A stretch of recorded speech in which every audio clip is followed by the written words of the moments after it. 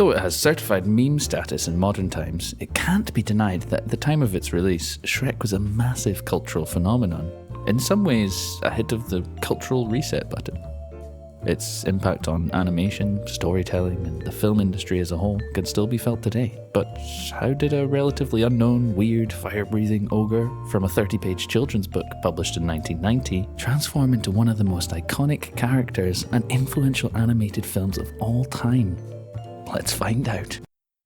William Steig's children's book titled Shrek introduced a horrible, green-skinned, fire-breathing, indestructible monster who delighted in terrifying and causing misery to those around him.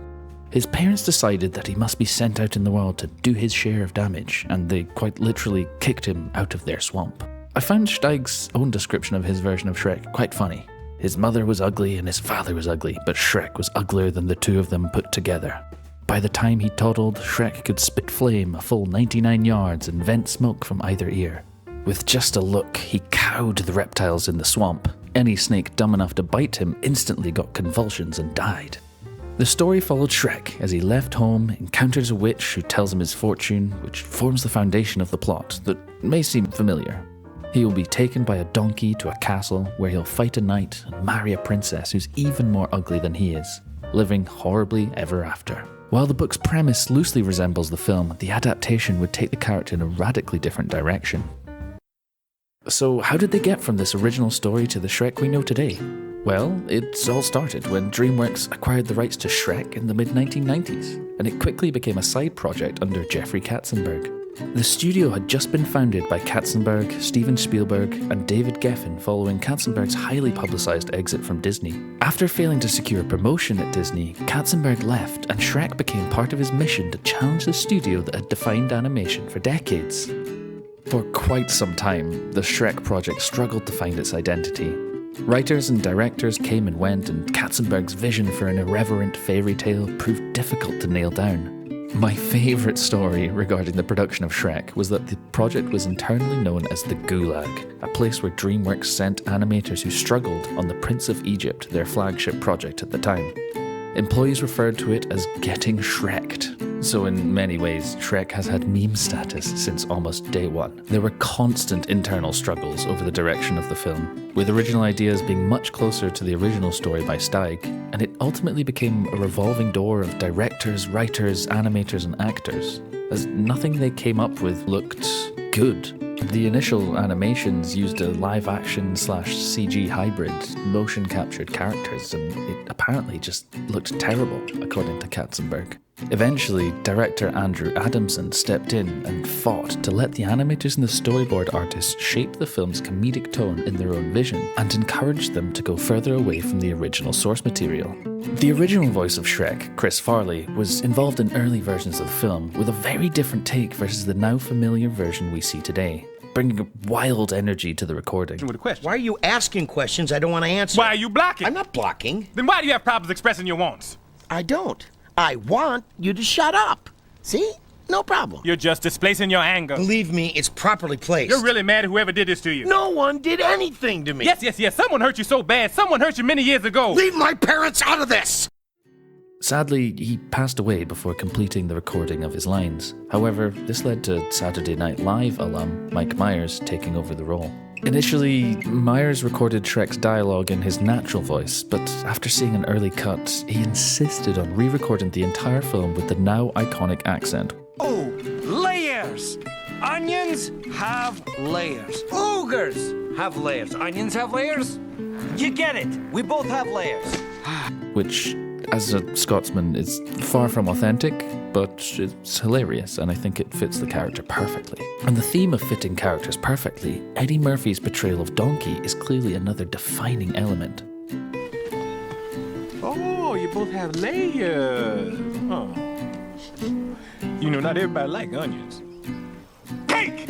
Everybody loves cakes. Cakes have layers. Much of the dialogue, and in some cases complete scenes, were created based on his improvisational comedy and lines that he ad-libbed. With a final voice cast that also included Cameron Diaz and John Lithgow, the pieces were in place for something groundbreaking.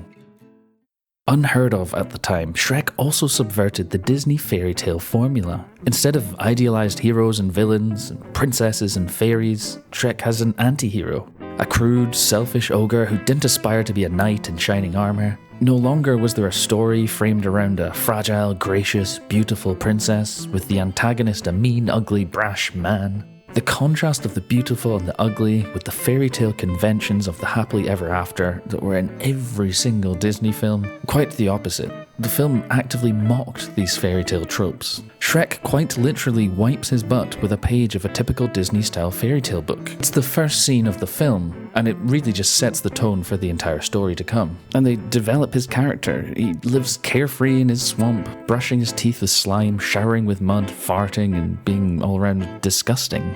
He makes keep out and beware of the ogre signs, and we develop somewhat of an emotional connection to him. He believes himself that he'll be forever alone, that he's not suitable for friends or romantic partners, but in many ways that makes him a lot more relatable than typical Disney princess. And it makes us so much more invested in the character. For an even more direct contrast with the Disney formula, look at the character Fiona. How different is she to a typical Disney princess? She does begin her story as a damsel in distress that needs saving by a brave knight and has these fantasies of being saved by Prince Charming. But a completely different side to her is slowly revealed, and she's shown to be perfectly capable of taking care of herself. Shrek also ushered in a new era of animated movies filled with pop culture references and satirical humour. Whether it's Princess Fiona involved in a classic reference to The Matrix in those slow motion fight scenes, or Shrek doing a WWE style wrestling match, it's just completely full of references. And of course, you just have to mention the iconic music choices like All Star by Smash Mouth.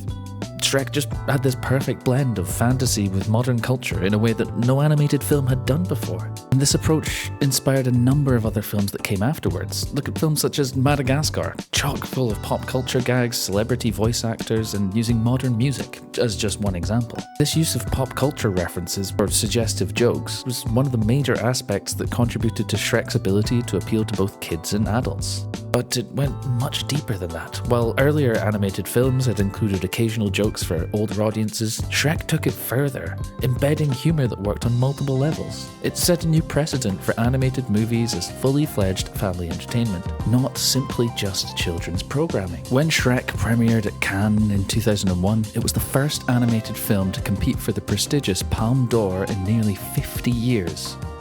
It won over critics and audiences alike, grossing over $484 million worldwide.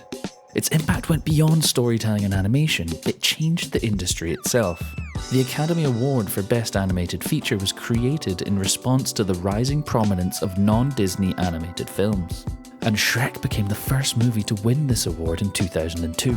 This opened the door for more diverse animated projects to receive recognition on Hollywood's biggest stage. Beyond its success in the box office, Shrek helped solidify CGI as the dominant form of animation. While Toy Story pioneered computer animation, Shrek refined it, introducing advanced textures, lighting, and organic character movements that set new technical benchmarks.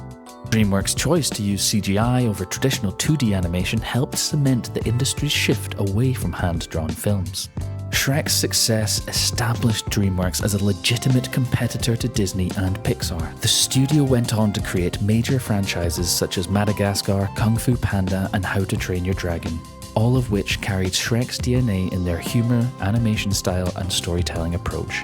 With a budget of $60 million, Shrek launched a billion-dollar franchise. Shrek 2 was released and was fantastic. To some, it's even better than the first one. It added depth and more characters to the world, expanding Fiona's backstory and continuing that winning formula with many pop culture references, songs, and suggestive humour. Since then, a further 2 Shrek titles were released, to mixed or negative response. Do the roar. You know, Do the roar. Do the roar. roar. I don't like it. But also spin-offs such as Puss in Boots and Shrek 5, which is due to come out later this year. On the topic of Shrek 5, the recently released teaser came out to widespread disdain. They are trying to reflect that typical Shrek style by referencing current pop culture trends, but it feels off. Not only is the art style strange, as an aside, why did they change the style? That Shrek art style was so iconic. But I mean, it's literally Shrek looking at TikToks and memes of himself. I suppose they're trying to appeal to a new, younger generation to buy into this now old franchise, but I can't help but feel these choices are alienating the older generations who grew up with Shrek. A key characteristic of Shrek's success was the way it appealed to all ages, and I feel that they might have just ruined that. Today, Shrek remains a cultural touchstone. While it has become a meme in modern internet culture, its influence on animation, storytelling, and Hollywood as a whole cannot be denied. From revolutionizing CGI animation to redefining what animated films could be, Shrek ensured that animation would never be the same again. Love it or hate it, Shrek changed everything. Thank you for watching. I hope you enjoyed it. If you did, I'd love if you give the video a thumbs up. Want to hear more about award-winning animation? How about you check out my video on Aardman, the studio behind Wallace and Gromit, here.